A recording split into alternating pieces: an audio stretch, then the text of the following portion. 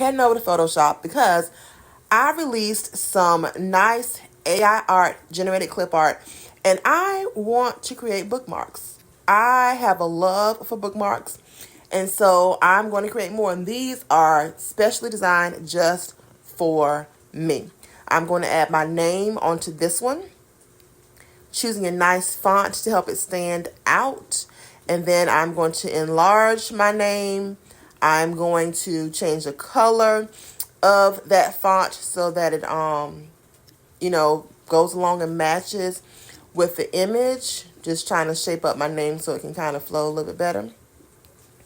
And then I change the color to that orange peachy type color that's in the shirt. Then I will create a stroke around both my name and the image after I merge both layers. And then here I will just show you how it stands out by adding that navy blue black background so you can see exactly how it looks.